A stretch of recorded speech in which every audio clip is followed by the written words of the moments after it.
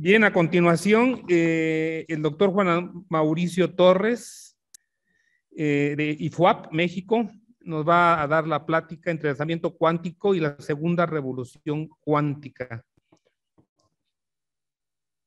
Si gusta. Sí, gracias, buenos días. Voy a presentar. Colocar su presentación, doctor. Sí, claro. ¿Ya se ve? Sí, ya se ve. Ok. Muchas gracias. Pues adelante, por favor. Gracias. Y muchas gracias por la oportunidad de presentarme aquí, de que les pueda platicar algo al respecto. Pues yo soy físico, soy investigador en el Instituto de Física de la UAP. Me dedico a temas relacionados, óptica cuántica, y también así es como conocí al doctor Sánchez Mondragón, a quien también le agradezco la invitación a participar. Y pues, como tiene mucho que ver con mis temas de investigación, me dedico también a ver cuestiones de entrelazamiento, es parte de mi interés, y también cuestiones de cómo implementar tareas de computación cuántica o propuestas de implementación de tareas de computación cuántica en sistemas típicos de óptica cuántica, ¿no? Entonces, lo que les voy a hablar no es esencialmente mi trabajo, sino les voy a hablar de lo que ya se conoce. Espero no hacer muy repetitivo porque vi que algunas pláticas habían tocado mucho estos temas y espero poder darles quizá un poquito no aburrirlos tanto y tener una óptica diferente a las pláticas que hubo anteriormente. Entonces, bueno, esta es un poquito la estructura como concibo esta plática. No es necesariamente cómo se han desarrollado las cosas. Voy a hablar mi intención es mostrar y poner en contexto dos cosas. Una parte mecánica cuántica y cómo se ha juntado con la parte de teoría de la información y ciencias de la computación para después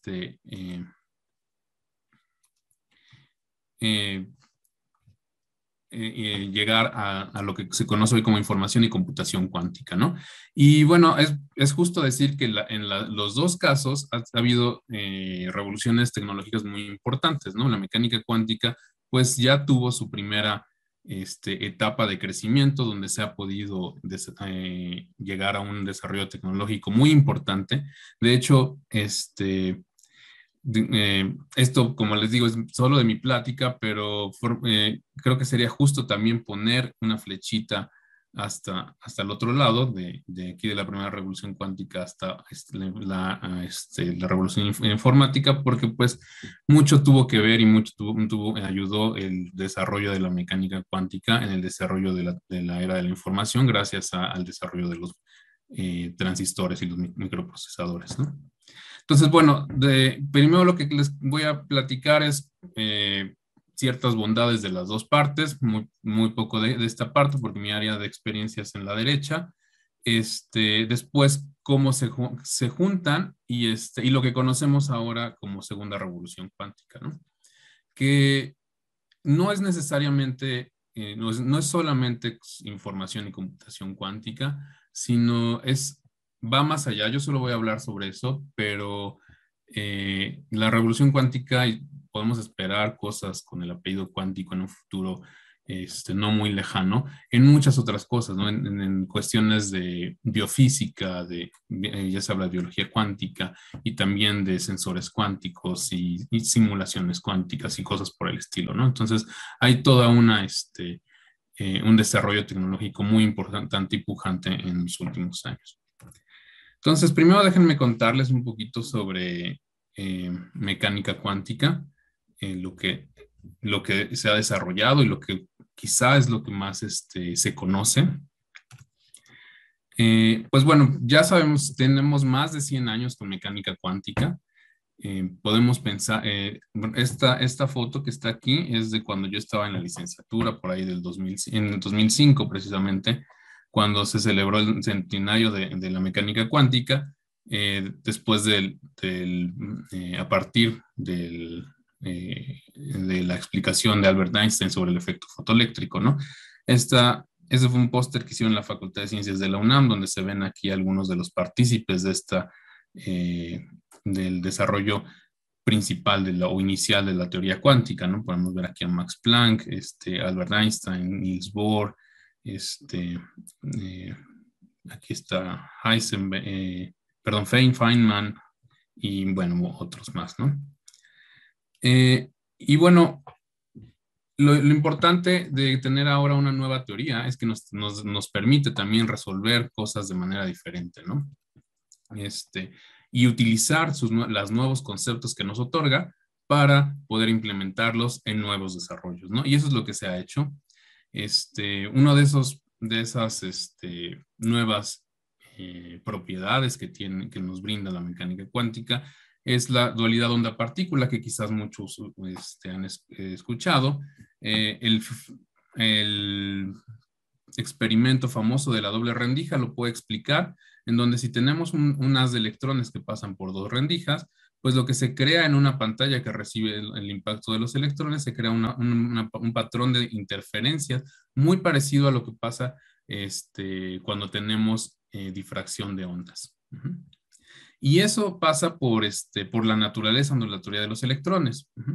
Si uno midiera, después viene otro concepto de la medición de mecánica cuántica, si uno pudiera medir la trayectoria de los electrones y mide por cuál de las rendijas pasa, uno encontraría, en lugar del comportamiento ondulatorio de las partículas, de los electrones, perdón, encontraría el comportamiento de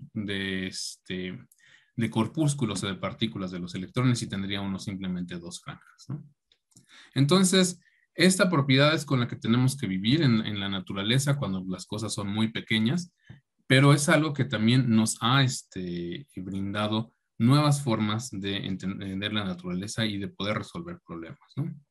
Entonces, la función de onda cuántica, pues sabemos que ahora en lugar de hablar de cuestiones determinadas, por ejemplo, posición y momento, tenemos que hablar de probabilidades y ponemos la probabilidad ahora en lugar de describir la posición exacta de una partícula, pues tenemos que restringirnos ahora a la probabilidad de encontrarla en cierto punto del espacio o en general en cierto estado.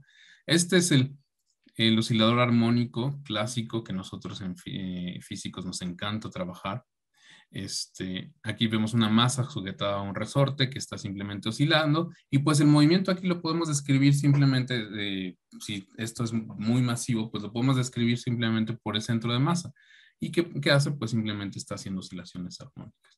Sin embargo, si nos vamos a su contraparte cuántica, pues vemos que en realidad ya no se ve así. Tenemos que ahora, ya no podemos hablar de una posición determinada, sino tenemos que hablar de la probabilidad de encontrarlo.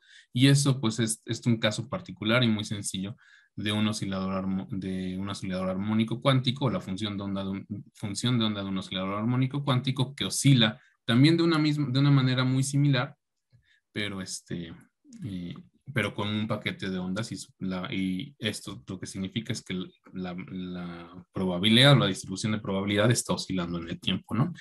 Esto es como se vería para algunos de los especialistas el espacio-fase del oscilador armónico, cómo va girando. Aquí tendríamos pues, graficando velocidad en el eje Y y posición en el eje X. Entonces vemos cómo se empieza a mover esta mancha. Y este hecho de que tenga un ancho finito, el límite clásico sería cuando este ancho se hace muy, muy, muy pequeño. Entonces parecería como simplemente un círculo que se mueve alrededor del origen.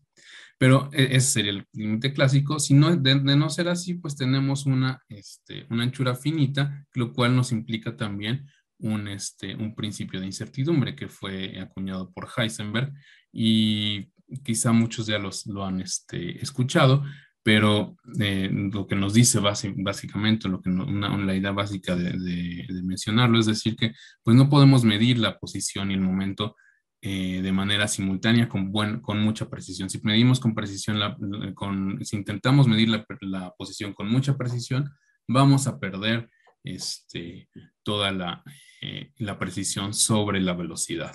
Entonces, por ejemplo, cuando le preguntan a Heisenberg a qué velocidad iba, lo detiene un agente de tránsito, pues no sabe qué velocidad va, pero sabe justamente dónde está, ¿no?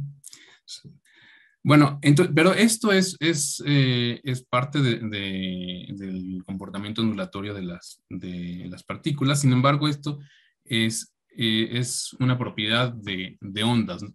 Y eso surge porque la mecánica cuántica ahora nos da una explicación ondulatoria de los fenómenos. Vamos a ver más adelante que el entrelazamiento es una propiedad netamente cuántica, no existe otra contraparte clásica para ello. Otra de las cosas que también tienen que ver con el comportamiento ondulatorio es lo que se conoce como efecto túnel.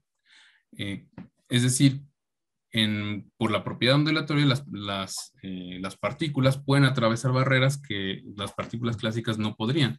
En el caso clásico, si uno va corriendo y es una persona clásica, se va a estrellar contra una pared y no la va a poder atravesar. Sin embargo, si es una persona cuántica, pues la va a poder atravesar. Tiene cierta probabilidad de atravesar esta barrera, ¿no? Y como digo, esto es otra vez una propiedad de un fenómeno ondulatorio y también se ha utilizado ya desde el siglo pasado para aplicaciones tecnológicas. ¿Qué aplicaciones? Bueno, hemos tenido a partir de la mecánica cuántica y son ese tipo de explicaciones de conceptos que tenemos en la dualidad onda-partícula, efecto túnel, el spin, no lo mencioné, pero es muy importante. Todas estas cosas, ese desarrollo de la mecánica cuántica inicial nos ha dado, por ejemplo, entender la estructura atómica, nos ha proporcionado los láseres, por ejemplo, aplicaciones en medicina con la resonancia magnética. Con eso se ha podido explicar la tabla periódica y quizá lo más importante para esta charla es el desarrollo de transistores, ¿no? El desarrollo gracias a la aplicación en semiconductores, pues, y de cómo se pueden describir el movimiento de los electrones en este tipo de materiales, se pudo llegar al desarrollo de los transistores que hoy utilizamos en todas nuestras computadoras y teléfonos y que pues definitivamente han dado un impulso impresionante a la forma en cómo nos comunicamos y dieron un empuje muy importante a la era de la información. Entonces, pues bueno, como les comentaba, la mecánica cuántica nos brinda nuevas formas de entender la naturaleza, nuevas reglas. Y estos fenómenos que les comento inicialmente, solo son algunos efectos cuánticos, fueron suficientes para poder tener grandes desarrollos tecnológicos con los cuales ya hemos tenido un avance muy importante. Y eso es porque pues con estos nuevos fenómenos tenemos nuevas formas de abordar problemas y de resolverlos. Sin embargo, no son los únicos efectos cuánticos que existen, y con el control cuántico, con el control que se tiene en los laboratorios de física cuántica, óptica cuántica hoy en día, pues se ha podido poner a prueba más allá los límites y nuevos fenómenos que antes solamente se entendían como fenómenos de libro de texto, ¿no?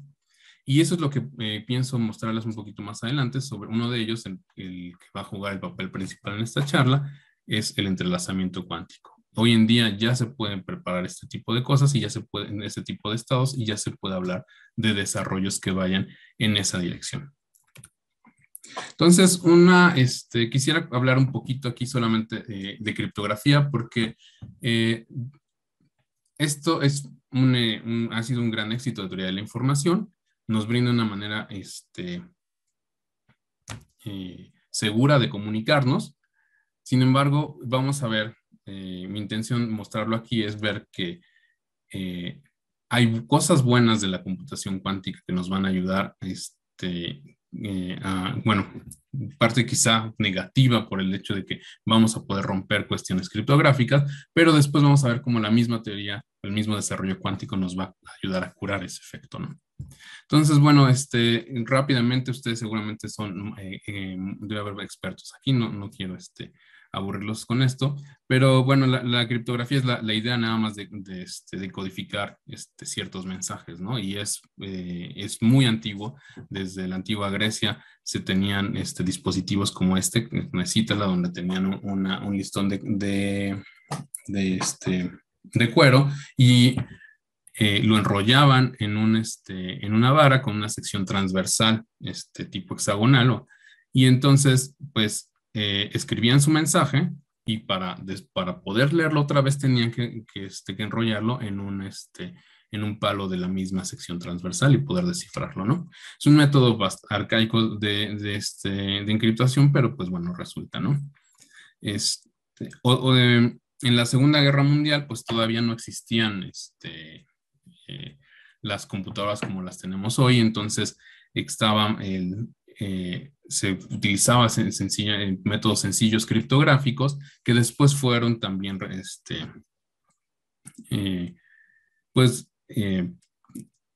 decodificados o rotos por Alan Turing y en particular la Alemania nazi utilizaba eh, esta máquina Enigma que también que pudo ser descifrada por Alan Turing, ¿no? Entonces en ese momento pues se tuvo que buscar algo mejor, ¿no? Y pues sí se pudo encontrar algo mejor. Ahora se tiene, por ejemplo, lo que se conoce como el One-Time Path, que es la libreta de un solo uso. Entonces, esto se sabe que es un método seguro de transmitir información y lo que se necesita es simplemente, pues, añadir a una secuencia de un mensaje. Si tenemos este mensaje, lo codificamos a ceros y unos, se añade una llave aleatoria y el mensaje cifrado hereda esa propiedad aleatoria de la llave. Sin embargo, esta llave, pues si se empieza a usar más de una vez, se va disminuyendo la seguridad del procedimiento y pues esencialmente es algo que pues para que sea seguro solamente se puede utilizar una vez. Y aquí el problema especial es pues cómo le podemos hacer para poder comunicarnos de esta manera, porque si queremos usar llaves aleatorias que solo podemos utilizar una vez, eso nos pone el problema de cómo las vamos a distribuir. Bueno, esa es también una de las cosas importantes en esta cuestión de la comunicación cuántica. Uno de los problemas que veremos más adelante es que nos resuelve los métodos en particular, el principio de superposición es lo que nos va a resolver este problema. Y bueno, lo que se usa hoy pues es la criptografía simétrica, entonces donde tenemos una llave que encripta, que todo el mundo puede ver, y una llave que es nuestra llave pública y una llave privada que desencripta el mensaje, ¿no? Entonces, y eso pues funciona muy bien porque está basado en que la factorización de primos es complicada, pero multiplicar números, aunque sean muy grandes, se puede hacer de manera eficiente. Por ejemplo, si uno quiere multiplicar estos dos números, pues es muy fácil encontrar 15, pero si uno quiere factorizar 15, pues es bastante complicado. No, no es cierto, no es complicado, pero números muy grandes sí resulta muy complicado, ¿no? Entonces está basado en esto. Si pudiéramos nosotros resolver el problema de factorización, entonces se comprometería la forma en que nos podemos comunicar hoy en día, ¿no? Entonces, pero bueno, entonces tenemos la criptografía simétrica que nos funciona muy bien. Ajá. Si lo queremos hacer con computadoras clásicas, pues nos tomaría mucho tiempo, nos tomaría esencialmente, dependiendo qué tan grandes sean los números, pues nos toma un tiempo exponencial con el tamaño del dígito que queremos factorizar. Pero qué tal si las computadoras mejoran, ¿no? Pues el punto es que sí pueden mejorar, pero también tenemos la ley de Moore, ¿no? Que nos dice que el número de transistores en los circuitos integrados pues se duplica más o menos cada 2 años. Y ahorita ya estamos por el tamaño de 5 nanómetros, ¿no? Entonces, cuando eso quiere decir que los transistores ahorita en los circuitos integrados son muy, muy pequeños. Mientras más pequeños sean, los efectos cuánticos se van a notar cada vez más, ¿no? Y aún no está claro qué tanto van a afectar. Ya se notan, ya se empiezan a notar.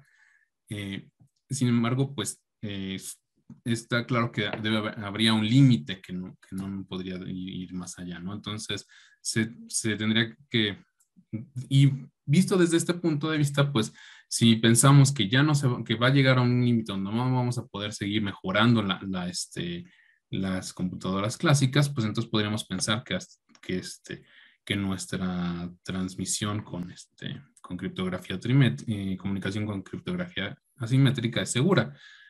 Sin embargo, y eso me lleva a la parte de las tecnologías cuánticas, en 1994 Peter Shor introdujo un algoritmo para factorizar números primos. Y eso, en lugar de hacerlo en un tiempo exponencial, como se podría hacer en computadoras clásicas, con el tamaño del exponencial, con el tamaño del dígito a factorizar, él lo puede hacer de forma polinomial.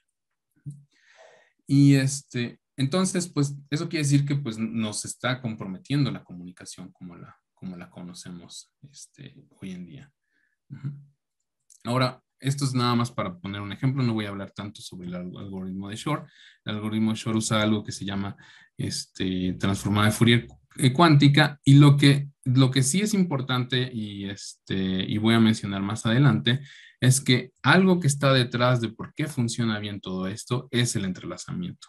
Todas en esto que es una representación pictórica del protocolo, tenemos un registro de n qubits que serán la unidad mínima de información cuántica. Y aquí hay que aplicar ciertas operaciones. Y este tipo de operaciones que que abarcan a todos los qubits se llaman operaciones de muchos qubits. Y eso es lo que nos hacen, nos crean un fenómeno muy interesante que se llama el entrelazamiento. Y es la parte fundamental por lo que todo esto funciona muy bien. Entonces, bueno, ahora computación cuántica pues nos incorpora nuevas leyes, también nos incorpora las nuevas leyes de la mecánica cuántica para resolver los problemas. No va a reemplazar las computadoras clásicas, es simplemente tener una alternativa para resolver ciertos problemas.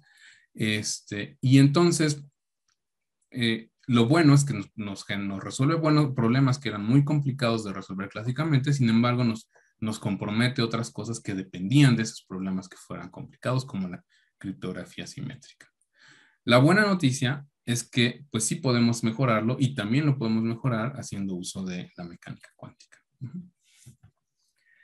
Entonces,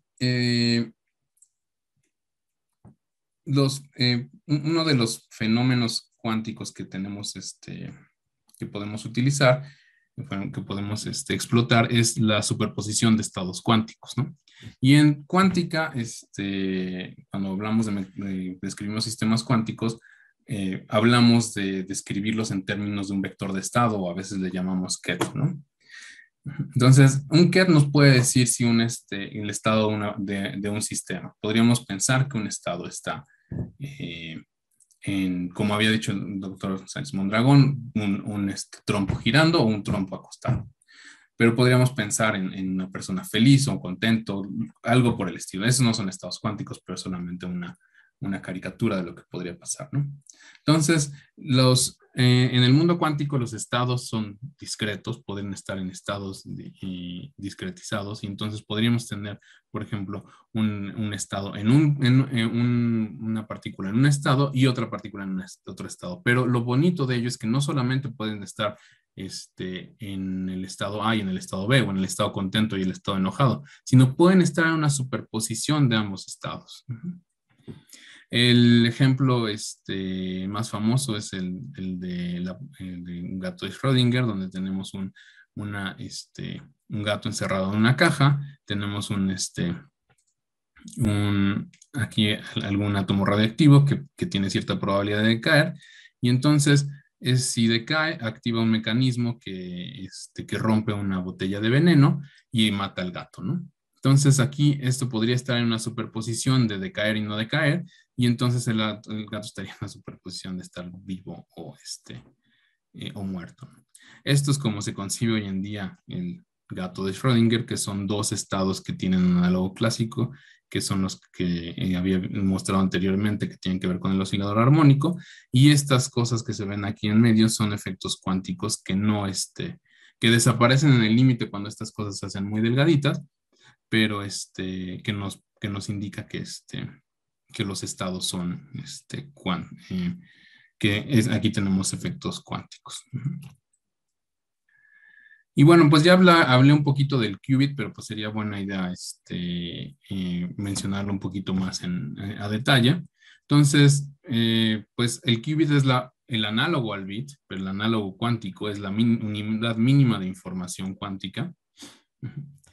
Y no solamente puede tomar valores 0 y 1, como el bit, sino puede tomar valores intermedios. Pero no es intermedios nada más como en el caso de, digamos, una recta real, donde podemos estar entre 0 y 1, 0.2, 0.3. No funciona así, sino lo podemos pensar como unos estados, número de estados infinitos que viven sobre una esfera. Esta es la esfera de Bloch. Entonces podemos tener una superposición de estos estados y los pesos que pueden tener cada uno de estos estados, el 0 y el 1, pueden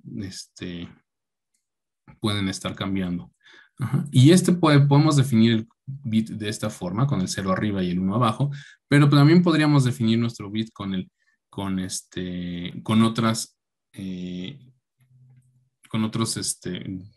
vectores en la esfera de Bloch. Por ejemplo, este sería el polo norte y el polo sur, pero podríamos tener apuntándolo al noreste y luego en la antípoda de ese vector tendríamos el otro qubit. Y cualquiera de esos, cualquier par de esos dos estados que estén apuntando hacia arriba y otro hacia abajo, son los que nos pueden servir para hablar de qubits.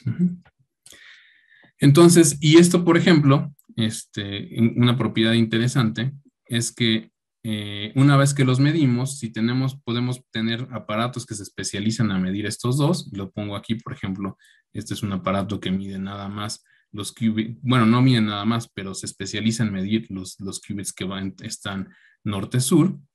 Esto lo que me va a dar, si yo mando un qubit en el estado norte, pues lo que me va a salir es un estado norte. Si mando lo meto a un detector que nada más detecta este y oeste, lo interesante es que me salen las dos combinaciones.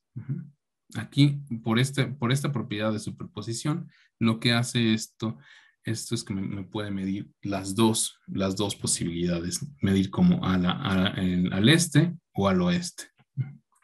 Y eso es lo que se puede explotar para hacer, por ejemplo, lo que se explota para hacer la distribución de llaves cuánticas. Si recuerdan, les comenté que el problema de usar un one-time path es que no se puede distribuir las llaves de manera sencilla, ¿no? Entonces eso representa un problema. Sin embargo, utilizando estos mecanismos, este mecanismo nada más de tener qubits y tener esta propiedad de que los podemos medir, y si no lo medimos con el adecuado, pues tenemos una falla. Esto lo pueden ver, por ejemplo, lo medí con el detector correcto y entonces mido el resultado correcto. Si no lo mido con el detector correcto, pues puedo tener cualquiera de los dos resultados, ¿sí? Pues eso se puede utilizar para hacer distribución de llaves. Este es uno de los algoritmos más famosos por Bennett y Brassard que introdujeron como en los 80. Se llama el protocolo BB84. Y lo que nos dice es, pues, lo que podemos hacer ahora para enviar unas llaves es enviar la transmisión de qubits. Entonces, lo que tenemos que hacer es encodificar nuestra llave original. Esto podría ser una llave aleatoria de ceros y unos, y la podemos codificar en diferentes bases. La podemos codificar en el norte-sur. Esto que estoy comentando de esta forma, inclinados o verticales, ¿no? Entonces, tenemos estas dos posibilidades. Entonces, lo mandamos. Y dependiendo de cuál sea el que estamos midiendo, de qué dirección es la que estamos midiendo, pues vamos a poder distinguir los elementos de la base o no. ¿Y cómo lo hacemos? Pues bueno, yo aquí digamos siempre se forman dos partes, ¿no? Alice del lado izquierdo y Bob del lado derecho. Alice genera su llave aleatoria, que es la llave original, genera otra secuencia donde va a decir en qué base va a codificar cada uno de estos bits. Si resulta que la base es esta, entonces los va a codificar aquí arriba. Si resulta que es la base horizontal, pues entonces los va a codificar en estos de aquí, ¿no? Entonces es la llave inclinada, la base inclinada o la base horizontal. Y entonces, después, Bob decide también hacer una medición y también lo que hace es tira números aleatorios y decide en qué base va a medir. Y fíjense que solamente en el punto en que coinciden las bases, por ejemplo, ahí está ahí, en la primera coinciden, entonces Bob puede estar seguro que encontró, que tiene el elemento exactamente que le mandó a Alice. Aquí también coinciden, entonces también va a coincidir el resultado. Sin embargo, aquí no coincide la base. Entonces aquí tiene 50% de probabilidades de que le salga un 1 o 50% de probabilidades de que salga un 0. Ajá, y así sucesivamente. O sea, al final del protocolo, lo que tienen que comparar Alice y Bob son la base y con la que midieron y con la que crearon los qubits. Y solamente en aquellas donde coincidan son las que van a guardar como la llave final para hacer su comunicación. Y eso pues es seguro porque existe también un teorema en mecánica cuántica que nos dice que los estados cuánticos no se pueden clonar. Entonces, si hubiera alguien aquí, no podría estar detectando el estado que está, lo podría medir, pero no podría copiarlo fielmente y entonces no podría leer la llave original. Entonces, aun cuando de cierto modo el hecho de que tengamos el algoritmo de Shor pone o compromete la seguridad de la comunicación usando criptografía, pues al menos tenemos ahora la distribución de llaves cuánticas, pues distribución cuántica de llaves que nos permite remediar ese problema, ¿no? Y bueno, en este campo también hay más investigación en la dirección de criptografía cuántica. Y bueno, ahora sí, déjenme hablarles de la propiedad estelar en mecánica cuántica, que es el entrelazamiento cuántico, que creo que lo tenía aquí. Ajá.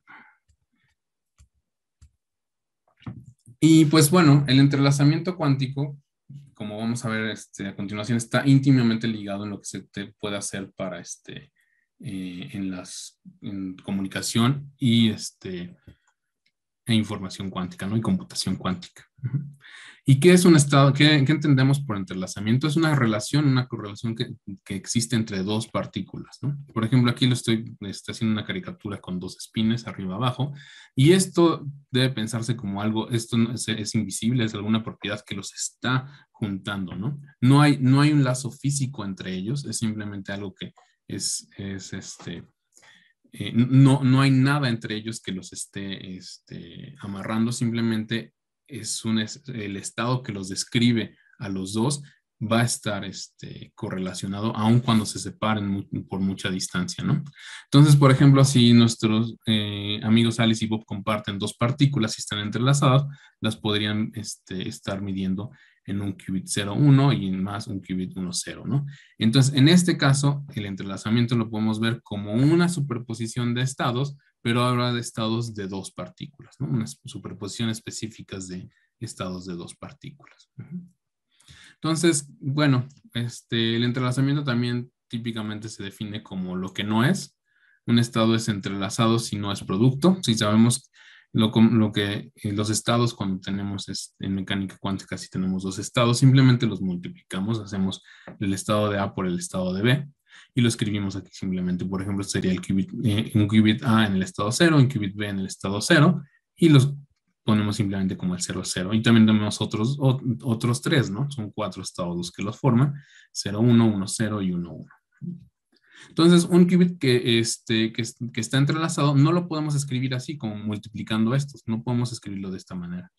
Uno de los estados entrelazados, hay otros 3 también, pero no los pongo para no escribir tantas ecuaciones aquí. Es este ejemplo, ¿no? Este es uno de los estados de Bell, ¿no? Y uno puede mostrar, aquí le podemos poner ciertos pesos, y uno puede verificar que nunca se va a poder poner como un estado producto del sistema A por el sistema B. ¿Qué se necesita para que los sistemas estén entrelazados? Pues se necesita que interactúen, se necesitan que en algún momento tiene que haber una interacción entre ellos que crea esta relación. Y de ahí es importante el concepto de operaciones al menos de 2 qubits, ¿no? Entonces, esto que se muestra aquí a la derecha son 2 circuitos cuánticos. El circuito de arriba muestra cómo representa la línea, primero estas líneas representa la línea de vida de un qubit A, esto puede ser en el tiempo, también podría ser en el espacio, y el de abajo la línea de vida del qubit B. Y aquí esta caja que los está tapando quiere decir que está actuando sobre los dos. Si es de verdad una operación entrelazadora, entonces yo no lo puedo poner de esta forma, es decir, un qubit A entra a una caja solito y luego sale por el otro lado, ¿no? Y el qubit B interactúa con otra cosa por separado. Si en verdad es entrelazadora, entonces no la puedo poner como una operación que nada más actúa sobre el qubit A y el qubit B. Y resulta que un resultado muy importante en computación cuántica es que lo único que necesitamos para tener un conjunto de compuertas universales es tener una operación entrelazadora y un conjunto de compuertas de qubits individuales, ¿no? Típicamente se utiliza la compuerta control NOT. No tiene que ser necesariamente esa, pero es la que se utiliza control NOT más otro tipo de compuertas que nada más actúen sobre qubits individuales. Entonces, la parte de hacer estas operaciones que pueden hacer esta correlación entre qubits es fundamental para poder llevar a cabo tareas de cómputo cuántico, ¿no? Y esto está también íntimamente relacionado con lo que les había mostrado en el algoritmo de Shor. Entonces, el algoritmo de Shor funciona porque toda esta caja que está actuando sobre n qubits es una operación que está entrelazando a todos estos qubits. Y bueno, algo importante de mencionar es que aunque esto está correlacionando a todos los qubits que están, los n qubits, lo podemos desmenuzar en simplemente compuertas que vayan correlacionando 2 y 2. Entonces, por eso es tan importante poder llevar a cabo compuertas entrelazadoras, porque son la parte importante para llevar a cabo tareas de cómputo cuántico. Pero no solamente acaba ahí, ¿no? El entrelazamiento está metido en computación cuántica porque es lo que necesitamos para hacer cómputo universal, para tener un conjunto de compuertas cuánticas universales, pero además lo podemos utilizar como recurso en un nuevo paradigma de comunicación que es la teleportación cuántica, que fue introducida en 1993 por Bennett Brazzard. Y lo que se puede hacer ahora es, si uno tiene entrelazamiento y además entrelazamiento distante, o sea, tenemos que tener entrelazamiento distante, lo que se puede hacer es mandar la información. Por ejemplo, aquí tenemos estos 2 qubits, yo estoy en Puebla y y podrías tener, yo tengo estos 2 qubits aquí en Puebla, y uno de ellos lo tengo entrelazado con un qubit en Wuhan, por ejemplo.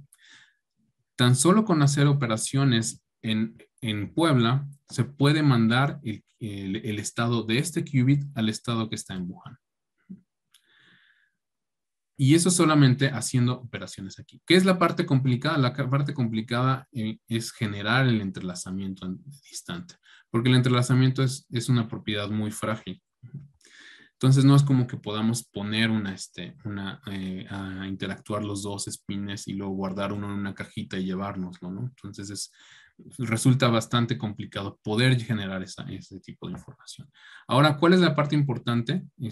¿Cuál es una de las bondades de este nuevo paradigma de comunicación? Pues fíjense que aquí este estado ni siquiera necesito conocerlo. No necesito conocer cuál es el estado del qubit para poder enviarlo. Y de hecho, quien lo reciba tampoco necesita conocer cuál es el estado. Lo puede utilizar para algo sin tener conocimiento exacto de qué es de cuál es su estado. Al final del día lo que sucede es que el qubit que se quería, el estado del qubit que se quería teleportar quedan en Wuhan y simplemente estos dos qubits de aquí quedan entrelazados. Entonces, no es una teleportación de materia, no se teletransporta algo, sino es teleportación, lo que se está mandando es la información. Y bueno, eso también lo podemos poner en el lenguaje de circuitos cuánticos y en el lenguaje de Ketz. Y lo que se puede ver es simplemente que para llevar a cabo necesitamos lo que se conoce como una proyección de Bell. Y una proyección de Bell depende otra vez de qué? Pues de algo que actúe sobre esos dos qubits. Necesitamos otra vez operaciones de dos qubits, ¿no? Entonces, estos dos qubits que están aquí en Puebla entran a un laboratorio, a una compuerta que los correlaciona y finalmente los deja correlacionados, se rompe el entrelazamiento con el qubit distante, pero el estado de A pasa al estado de B. Entonces, el entrelazamiento se puede utilizar como recurso en una nueva forma de comunicarse. Y eso es algo que hoy en día también se está buscando. Cuando yo hice mi estancia postdoctoral en la Universidad Técnica de Darmstadt y en ese entonces estábamos el grupo estaba en un proyecto nacional para llevar a cabo lo que se conoce una repetidora cuántica. Hoy en día todavía se pasó a hacer de ese proyecto nacional a un proyecto más grande que se llama ahora el Quantum Flagship, que es varias instituciones de la Unión Europea trabajando no solo en repetidoras cuánticas, sino en computación cuántica y otras cosas, ¿no? Pero hay mucha gente que sigue pensando, trabajando en esta cuestión de comunicación cuántica basada en teleportación cuántica, ¿no? Y eso quisiera comentárselos rápidamente cómo funciona.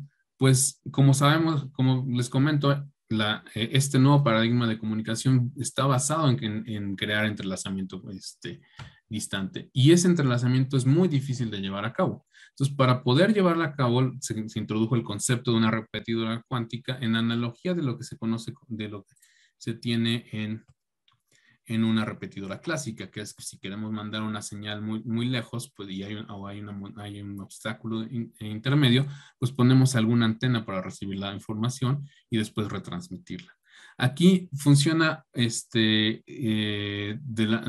analogía es que tenemos que poner algo intermedio para poder hacer la comunicación, pero eso intermedio significa poder generar el entrelazamiento distante. Y lo que se hace es tener varios nodos en diferentes zonas, donde por ejemplo podríamos empezar entrelazando nada más algunos, los dos primeros y estos dos primeros, y con este y con y después empezar a expandir el entrelazamiento para poder llegar a entrelazar los nodos exteriores. En ese paso, pues es de esperarse que se va a degradar el entrelazamiento y necesitamos llevar a cabo algo que se conoce como purificación de entrelazamiento. Y pues adivinen qué, todo eso funciona con operaciones entrelazadoras locales. ¿Cómo funciona? Bueno, la parte de intercambio de entrelazamiento, y eso se tiene que implementar en cada nodo, funciona de la siguiente forma, ¿no? Imaginemos que tenemos un entrelazamiento entre Toluca y México y entre Puebla y México, pero nuestro objetivo es tener entrelazamiento distante entre Puebla y Toluca. Bueno, pues empezamos con Toluca y México, y Puebla y México están entrelazados, y la gente en México, en la Ciudad de México, hace una operación local. Ajá. Después de hacer esa operación local, que es otra vez una operación de entrelazadora, el resultado final es que México se queda con un par entrelazado, pero ahora Toluca y Puebla van a compartir un qubit, un par de qubits entrelazados, o un EBIT, como también a veces se le conoce, ¿no? Y entonces, haciendo eso varias veces, pues se podría, en principio, extender el rango, ¿no?, la distancia de los pares entrelazados y poder comunicar lugares distantes, ¿no? Entonces, en esto, pues lo que hemos visto es que la parte fundamental es poder implementar este tipo de compuertas, que una de ellas es una operación not controlada, es decir, solamente si hay un qubit de control y un objetivo, si el de control está activo, se cambia el otro, esa es una de las posibilidades, pero podrían ser otras, ¿no? Entonces, la idea es cómo poder implementar esto en sistemas sencillos o típicos eh, de óptica cuántica, ¿no? Ahora, esta cuestión de operaciones entrelazadoras, pues es parte fundamental y, por ejemplo, en el caso, hay diferentes arquitecturas. En pláticas pasadas se habló sobre la compuerta o el paper inicial de Sirac Solar, donde en realidad lo que hicieron ellos es mostrar cómo se puede hacer cómputo cuántico universal en trampa de iones, en sistemas de trampa de iones. ¿Y qué fue lo que hicieron ahí? Pues mostrar cómo poder hacer una operación, operaciones de 2 qubits, operaciones entrelazadoras entre los qubits en la trampa, ¿no? Entonces, por eso funciona la computadora de Dirac Solar, porque pudieron mostrar que se pueden hacer ese tipo de operaciones controladas. Ahora, también para cada tipo de arquitectura, pues se tienen que generar diferentes formas de realizar este tipo de operaciones. Nosotros en Darmstadt nos dijimos, bueno, ¿qué podemos hacer o cómo podemos contribuir para hacerlo en sistemas de óptica cuántica, donde a lo mejor no necesitamos una operación completa como la control node, sino algo un poquito más probabilístico, ¿no? Y eso, bueno, fue lo que hicimos. Rápidamente les comento cómo es. La idea es hacer interactuar átomos con luz, mediar la interacción de los átomos a través de la luz. Esta es una foto de una cavidad óptica, es decir, 2 espejos encontrados, en donde existe radiación, se puede contener la radiación y así intensificar su efecto para después hacer que interactúen con ciertos átomos, ¿no? Aquí, por ejemplo, ponen 2, ¿no? Y de esa manera uno puede, pues, mediado por la luz, no puede tener este tipo de interacción. Una de las propuestas que nosotros hicimos fue tener, por ejemplo, 2 átomos interactuando con una cavidad y después medir el campo de la cavidad para poder generar un estado potencialmente entrelazado. No se entrelazan todos los estados, ni tampoco en control node, solamente algunos, pero es potencialmente entrelazados, y eso nos da ya una operación que puede estar entrelazando, ¿no? Esto se puede extender para hacer también una medición de Bell completa, donde ahora átomos entran a una cavidad, a una secuencia de 2 cavidades, y determinando el estado, midiendo el estado de la cavidad, tenemos 4 posibles estados, dependiendo de las condiciones. Esto representan los estados de la cavidad. Y pues, si medimos aquí y aquí, podemos tener un estado de Bell. Si medimos acá y aquí, después acá, tenemos otro. Y las 4 combinaciones nos dan lugar a lo que se conoce como una medición de Bell, ¿no? Bueno, pues en resumen, lo que les quise platicar fue solamente sobre hacer un pequeño resumen del desarrollo tecnológico alcanzado en la primera revolución cuántica, un poco cómo se relaciona con lo que se ha alcanzado en la era de la información, cómo se combinan, cómo ahora con el control cuántico que se tiene actualmente, se pueden explotar nuevos efectos cuánticos que antes no se habían estado utilizando y que nos brindan nuevas formas de resolver problemas. Una de ellas compromete, por ejemplo, nuestra comunicación criptográfica. Sin embargo, mostré que también se puede curar haciendo uso de tecnologías cuánticas. Y en particular también les mostré cómo el entrelazamiento forma parte fundamental, o traté de mostrar cómo el entrelazamiento es parte fundamental en el uso de las computadoras cuánticas y en un nuevo paradigma de comunicación que es la teleportación cuántica, ¿no? Y esto forma parte parte de lo que se conoce hoy como, estos desarrollos tecnológicos son parte de lo que se conoce hoy como la segunda revolución cuántica. Pero como dije, hay más, esto no solamente se reduce a información y computación, sino que también hay otras líneas de investigación en sensores cuánticos, en biología cuántica, etcétera. Bueno, pues muchas gracias por su atención.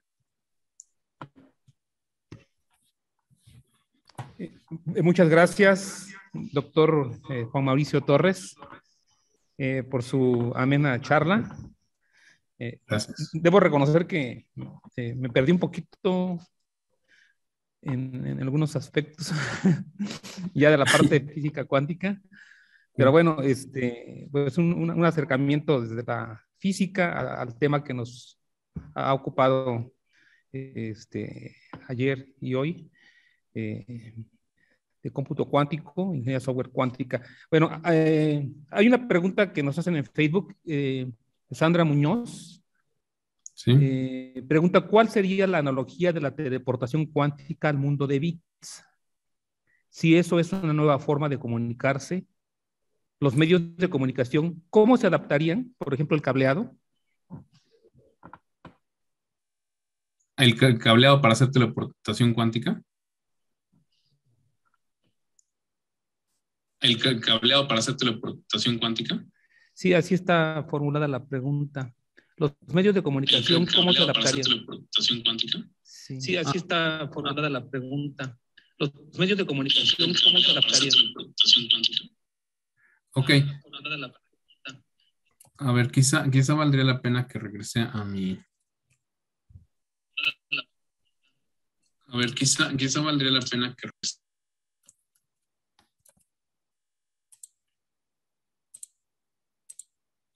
Bueno, la idea para poder hacer teleportación cuántica, lo que se necesita es crear entrelazamiento distante. Entonces, aunque en sí no hay un canal físico, una vez para el protocolo no es necesario tener un canal físico, sino simplemente son dos partículas que comparten esta correlación y están muy lejanas, ¿no? Entonces, no es como cuando mandamos información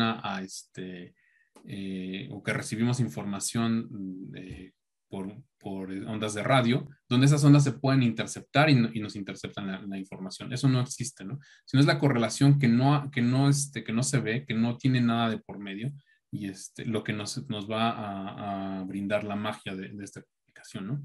Ahora, sin embargo, para llevar a cabo para poder correlacionar a estos dos entes cuánticos, sí se necesita tener una infraestructura en medio, ¿no? Para poder crear. Y en ese caso, pues lo que se necesita es, como mostré aquí, ciertos nodos, laboratorios intermedios, y sí tiene que haber entre ellos algún canal físico. Por ejemplo, lo que se hace hoy en día es, por ejemplo, tener fibras ópticas para poder entrelazar, digamos, átomos distantes, ¿no? Por ejemplo, aquí pueden tener algún pulso de luz que pueda hacer que interactúe con alguno de estos átomos y entonces medie la interacción, el entrelazamiento entre el átomo de este nodo y de este nodo. Pero entonces sí tiene que salir algo y poder hacerlo. Sin embargo, pues hay problemas de pérdidas, pérdidas cuánticas al llevar a cabo eso, y por eso no podemos poner esa fibra óptica desde Toluca hasta México, ¿no? Tiene que ser, no puede ser tan largo. Entonces, toda esa infraestructura se tiene que crear, esa es la infraestructura de la repetidora cuántica, pero eso es para crear el entrelazamiento. Una vez que ya están entrelazados y están muy lejos, pues ya no hay un canal físico que se necesita para llevar a cabo la comunicación. No sé si está clara la respuesta. Bueno, esperemos que sí. Yo tengo una pregunta, bueno, que comentó muy al principio. Ante la miniaturización electrónica, decía que se empiezan a notar los efectos cuánticos ya a nivel nanómetro. Esto querría decir que estamos ya muy cerca del límite de miniaturización electrónica. Sí. ¿Y qué tipo de efectos cuánticos son los que se empiezan a notar allí?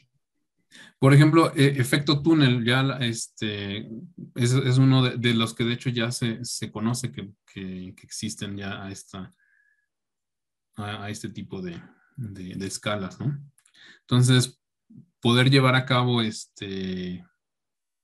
los circuitos integrados ya hasta a este nivel, pues ya va a ser mucho más complicado de realizar, ¿no? Ese es uno de ellos. Y según recuerdo, hace algunos años ya también se tenía, justamente por este efecto, recuerdo que AMD había tenido algunos problemas con el calentamiento de sus procesadores, y al parecer uno de estos problemas era justamente este tipo de fenómenos. Y luego pues también tenemos la idea de pues qué tanto podemos hacerlo pequeño, ¿no? O sea, pues tenemos el semiconductor, es un cristal, pero si nos hacemos más pequeños, pues llega un momento, si nos vamos al tamaño de los átomos, pues va a ser complicado hacer transistores a esa dimensión, ¿no? A ese tamaño. Entonces, pues vamos a tener que cambiar también el paradigma de computación, ¿no? Muchas gracias. Hay otra pregunta en Facebook. Dice Gilberto Borrego Soto, pregunta, en cuanto a velocidad, ¿cómo sería la comparación del entrelazamiento y los medios actuales de transmisión? Bueno, el entrelazamiento no es que nos brinde en cuanto, estoy pensando que es en la cuestión de la comunicación cuántica, ¿no? No nos brinda una mejora, digamos, en la velocidad en que podemos transmitir la información. Eso no puede, no puede pasar, porque además aquí hay algo que no mencioné, pero es importante. Cuando se hace comunicación cuántica basada en teleportación, eso está basado en un par de Bell o un par EPR que también se le conoce. Sin embargo, también necesitamos comunicación clásica entre ellos, ¿no? Porque al final, quien mide quien hace la medición tiene que comunicar el resultado, si no, no se puede restaurar o terminar el protocolo de teleportación. Entonces, finalmente, hay un canal clásico que se tiene que llevar a cabo, una comunicación clásica que se tiene que llevar a cabo, puede ser por correo electrónico, WhatsApp, lo que sea, pero eso es lo que terminaría el protocolo. Entonces, en esencia, eso no nos daría una velocidad de comunicación mayor. Lo que nos da es una forma diferente de comunicarnos y bastante segura, porque no hay nada de por medio. Una vez que están entrelazados, no hay algo de por medio que pueda bloquear esa comunicación, ¿no? No es un mensaje que va volando y que no puede ser interceptado. Y si se intercepta el resultado de la medición, eso tampoco tiene nada que ver con el estado del qubit que se envía, ¿no? Pueden hay 4 posibles resultados de medición, y uno podría decir, medí uno, lo puede publicar en Facebook y no pasa nada.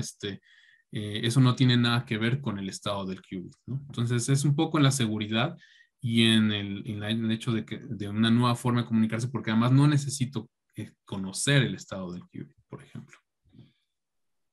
De acuerdo, muchas gracias. El doctor Javier Sánchez nos pregunta, y sería una última pregunta. Dice, si tienes un estado de Bell, que uno de los estados sea una superposición base excitado, ¿qué pasa con la superposición y la operación?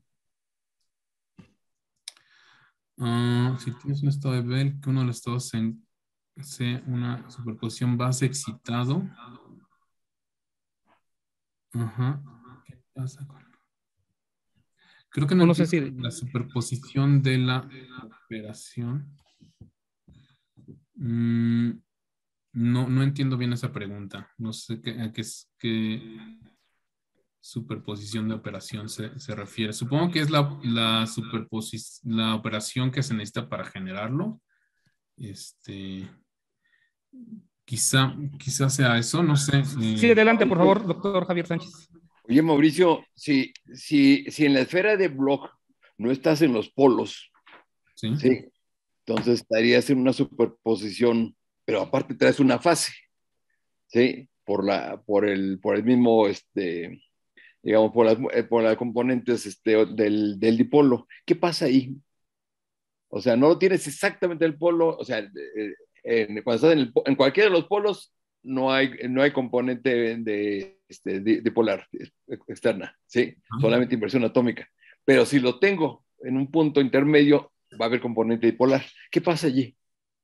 Bueno, como mencionaba, ahí uno puede utilizar ese estado también se puede utilizar como un qubit. ¿Usted lo habla en la esfera de Bloch o dentro de la esfera de Bloch? Sobre la esfera de Bloch. Entonces es un estado que puede bien ser utilizado como un qubit. Entonces no importa cuál sea la dirección, puede ser utilizado eso. Ahora, si preguntas si uno está hasta arriba y otro está inclinado, si esa es la pregunta. Sí. Tampoco es problema porque incluso uno puede tener el primer qubit lo tiene ¿cómo se llama? Azul y rojo y el otro qubit verde y amarillo. Eso también se puede. No necesita ser, por ejemplo, podríamos tener, entrelazar qubits de distintos colores, digamos, ¿no? Eso es lo que... no son puros. Podría ser 0 y 1 de y más menos, ¿no? Y eso también podría suceder, eso se podría utilizar. Órale, perfecto. Entonces... Bueno, ahora tenemos sí, una última pregunta. ¿Se han encontrado o medido algunos fenómenos cuánticos en el mundo macroscópico? Fenómenos del mundo cuántico. Sí, claro, por ejemplo, la superconductividad y superfluidez, cosas de ese tienen también que ver con efectos cuánticos, ¿no? Pues muchas gracias por sus respuestas, por la brillante exposición y amena charla. Muchas gracias, doctor Juan Mauricio Torres. Gracias. Y bueno, con esto damos por concluida la charla entre el entrelazamiento cuántico y la segunda revolución cuántica. Muy amable de estar con nosotros el día de hoy. Por la oportunidad. Sí.